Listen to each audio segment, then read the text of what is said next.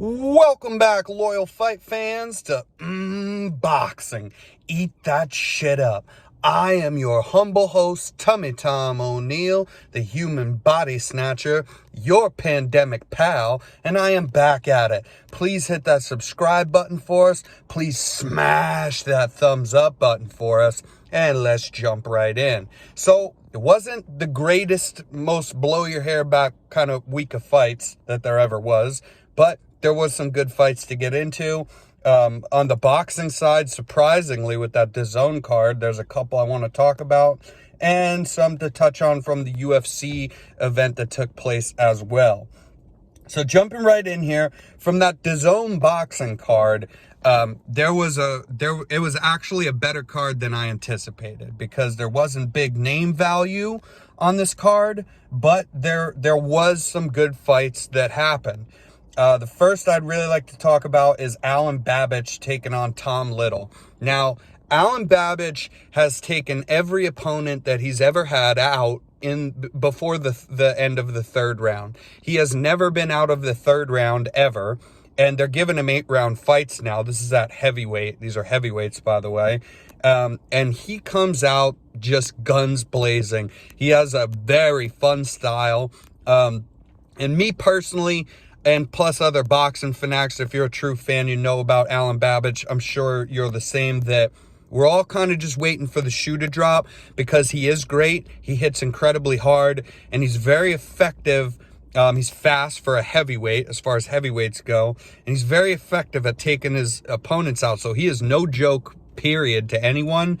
But his style, he kind of has a style where he fights so strong and he goes for the kill so much that it gets to a point where I just always wait for that opponent that is simply going to last, past the third, past the fourth, get to the fifth or sixth round.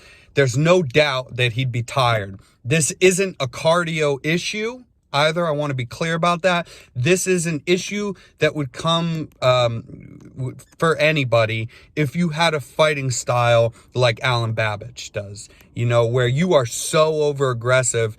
It doesn't matter if you have great cardio. That only holds up to a certain point. I mean, this guy's output is incredible. And he fought Tom Little. He had a very impressive first and second round. I thought he won both those rounds, but I kind of thought we were going to see Tom Little take him into deeper waters, because, he just dumps all his, adrenaline, cardio into those all his power into every shot.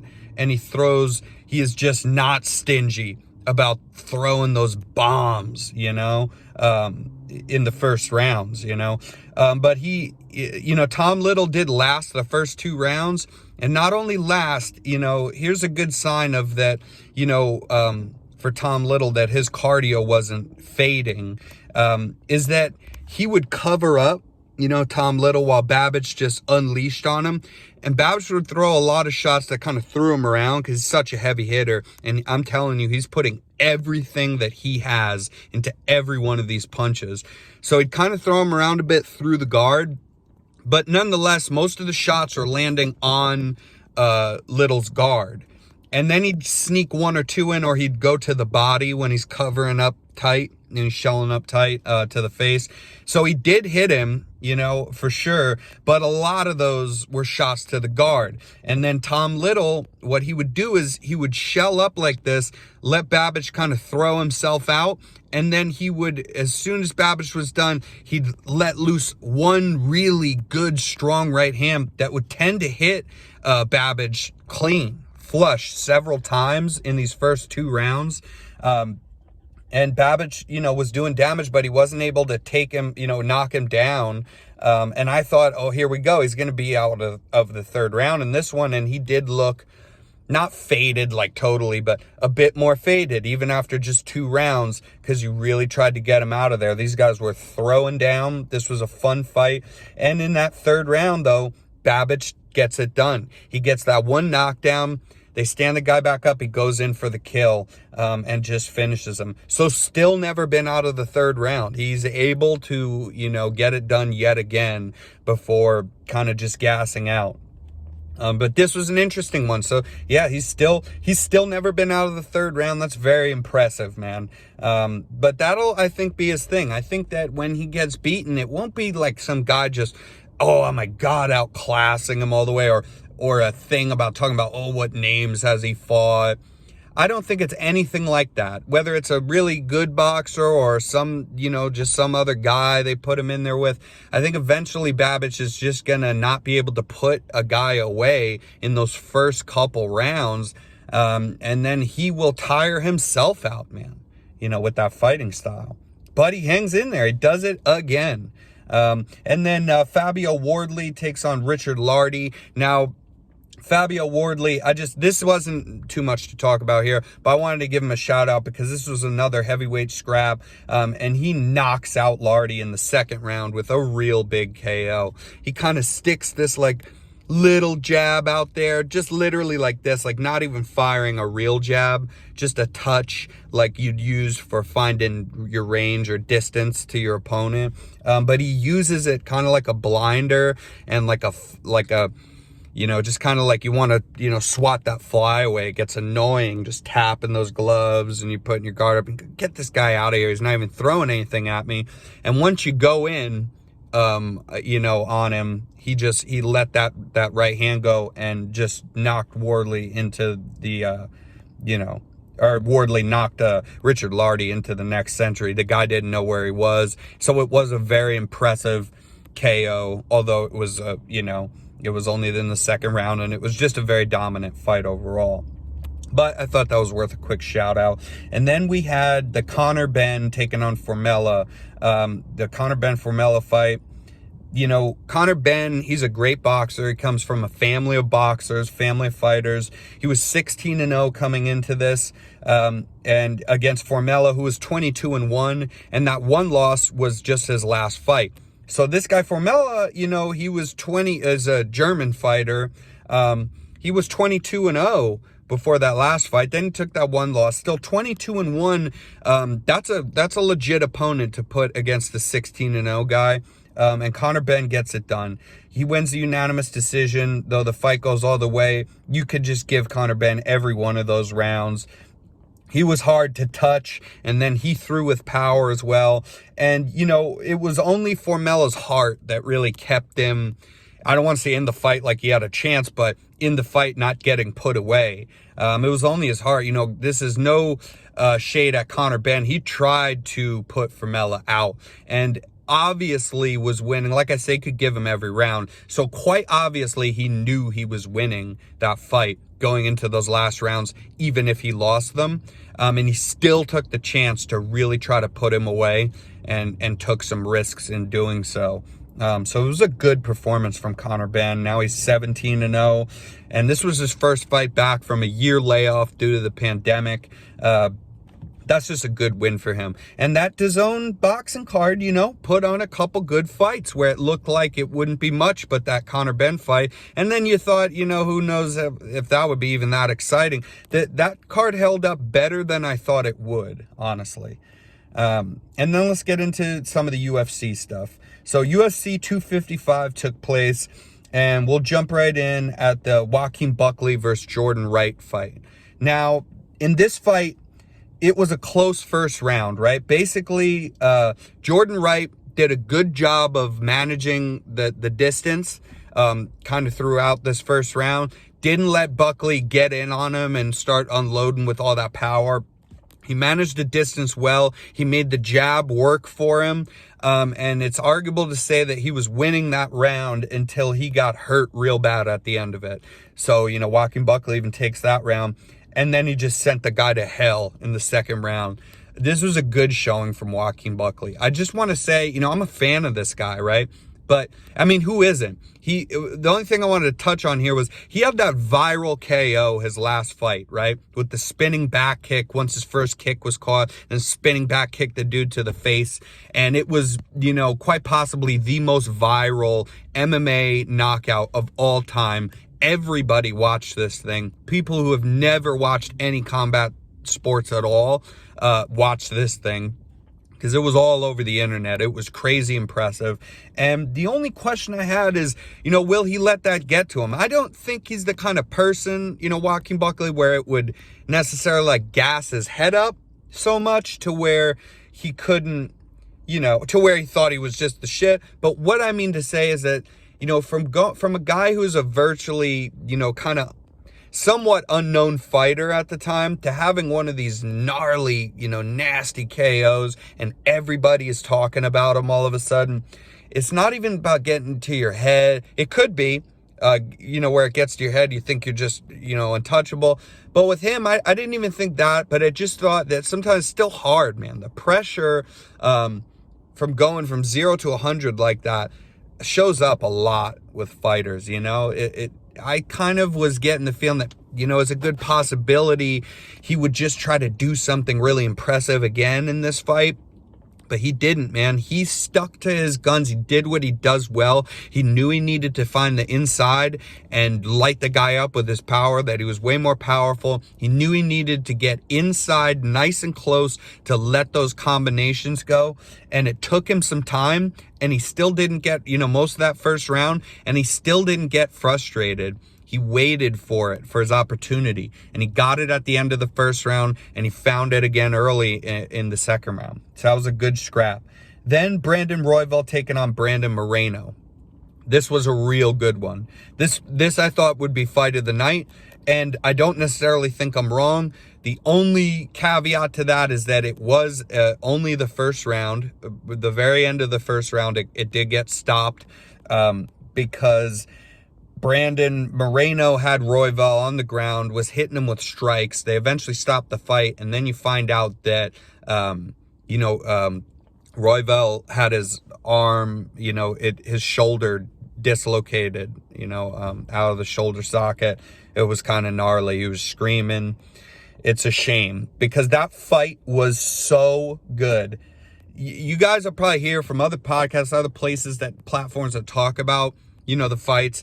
They'll probably just touch on this, say, oh, it's a shame it just ended so soon. I'm here to tell you, man, watch this fight. It is a shame that it ended so soon because of what it could have been. But even what it was, that one round was absolute hell. It was fire. You had the absolute crazy movements of Royval versus the absolute slugger, just use your physical strength and assets in Brandon Moreno, and it was so fun. And as far as Royval goes, I'm not, a connoisseur of jiu-jitsu. I just try to learn more about this stuff with the MMA, with the wrestling and jiu-jitsu. I've been a long time, boxing fan, trained a bit, have learned some things about boxing. I've watched it for years and years.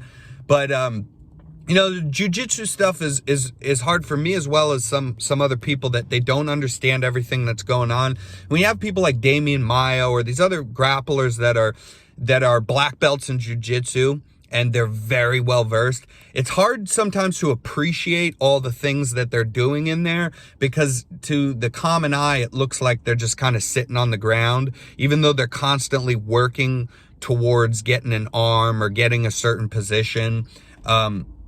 It's hard to tell what's what and what they're doing in there a lot of times. With Royval, he's maybe the first person I've seen that can bring jiu-jitsu to the common fan, because he does, first off, he's a black belt in jiu-jitsu. He's extraordinary, in it, but his style of jiu-jitsu is to constantly be in motion on the ground, whether he's being aggressive or defensive. He'll look for submissions. He'll go to a submission. And sometimes, even when he kind of has that submission locked up, if he's not quite getting there, or if there's another opening that presents itself to him, he'll straight transition incredibly fast to another, kind of submission attempt. He is all over the place. And when people take him down, like in this fight, his movement is absolutely off the charts. He is never, ever sitting still. When people are even effectively holding him down, which Moreno was able to do for a little bit there, still he's moving. You know, he maybe can't change. Maybe they force him that he can't change positions. He never gives up on moving around like a wild animal down there, you know, to get his own position or to get out of something, to have a submission present itself to him. He's very fun to watch if for this reason. So basically this fight opens up and Moreno comes out swinging, just throwing bombs at him. And he connects with him with at least a 2-punch. I want to say it was a 3-punch combination. While Royval, at the very beginning of the round, while Royval's trying to back up, kind of has his, sorry about that. He kind of has his chin up a bit while he's backing up, and he gets caught at least 2, if not 3 flush times, man. And with no audience there, you know, you can really hear how those punches crack him. So Moreno's coming out strong, right? Gets that off, gets a couple more good strikes off. And then Royval, you know, just trying to fight back. He has some he's not a super strong guy, it doesn't appear, but he has some really creative striking too. He's a fun guy to watch, man. So he has some good striking as well that he's trying to fight back with. And he kind of tricks Moreno into thinking it's going to be the striking thing, and then gets this guillotine choke on him. Drops himself down trying to get the guillotine. He's not able to get it. Moreno, just being an absolute savage that he is, you know, he's using just his physical strength to just muscle his way out of there. Gets on top, lands some good ground and pound on Royval. You know, now the tables have turned yet again. Then Royval is able to push kick him off. Really, really nice push kick. Throws Moreno back.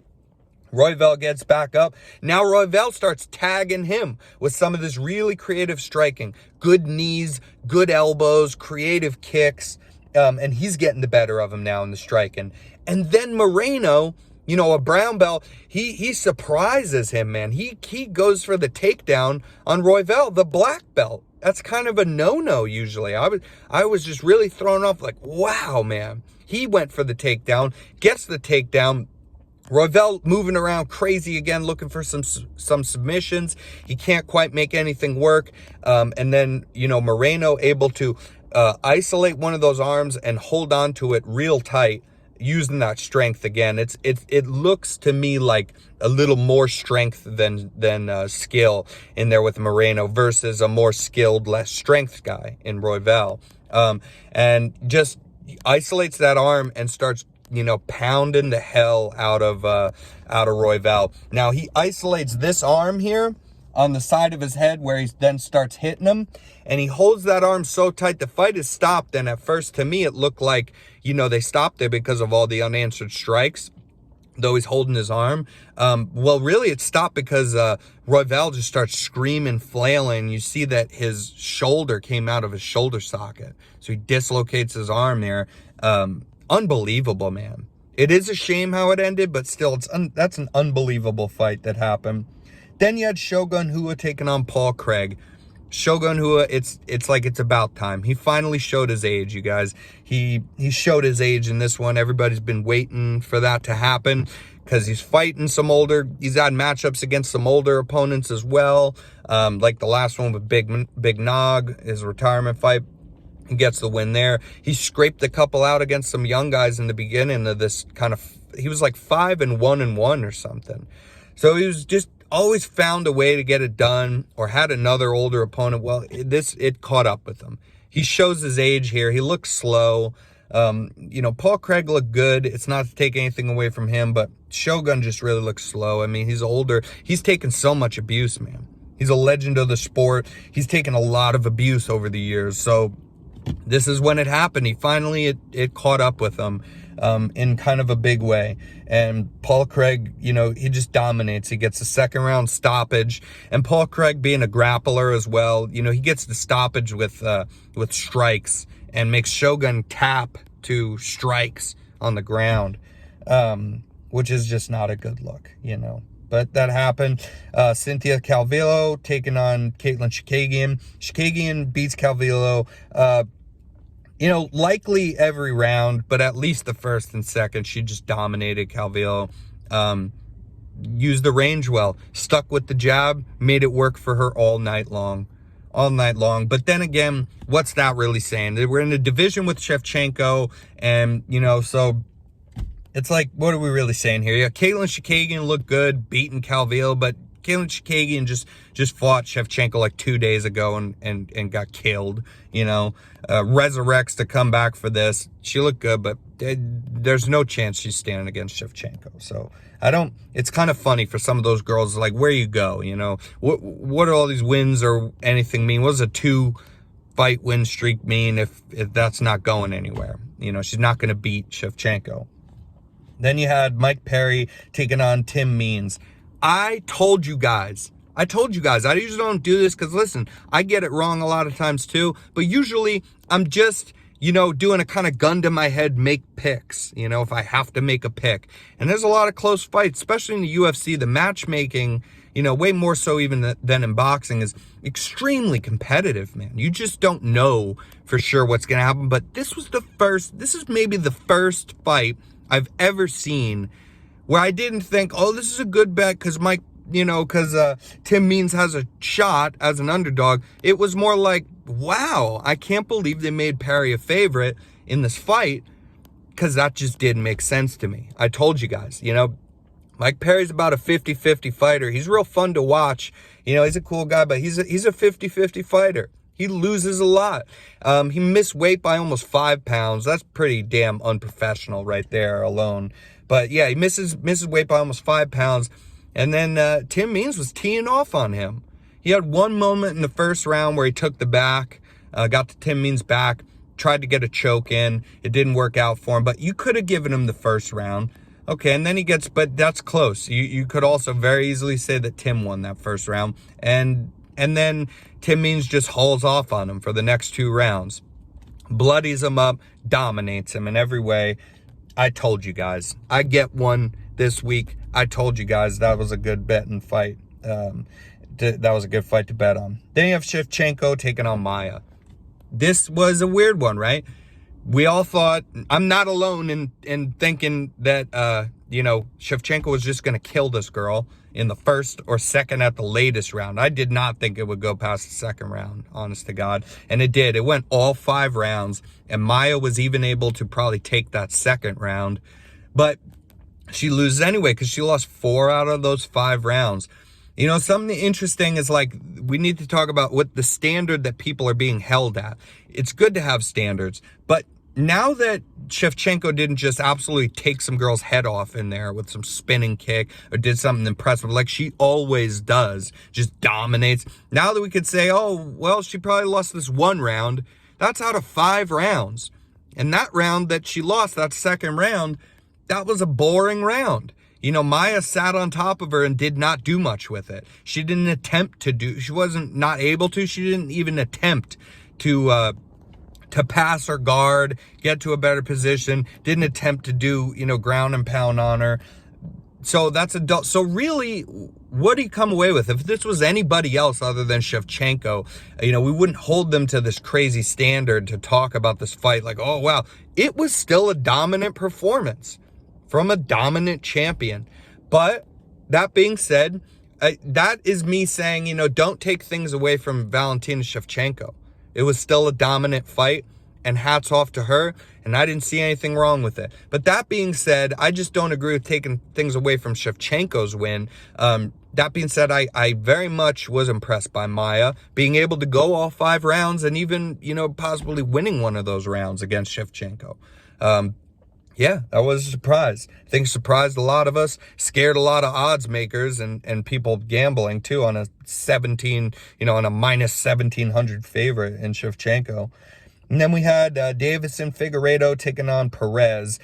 And Figueiredo this is kind of a toss-up. I thought that Shevchenko would just take the girl out right away and then that Figueiredo would win 100%, I thought, but maybe that fight goes closer all the way or gets a later stoppage. This was the opposite. Figueiredo absolutely just walks through Perez, submits him in the first round. I think it only took him 1.5 minutes or less even than 1.5 minutes of time to do so.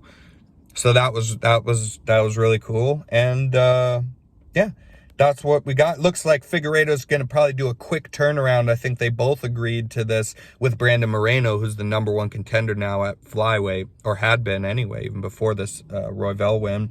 So looks like Moreno versus Figueiredo for this very next UFC pay-per-view card, you know, for 256. So that'll be a fun fight.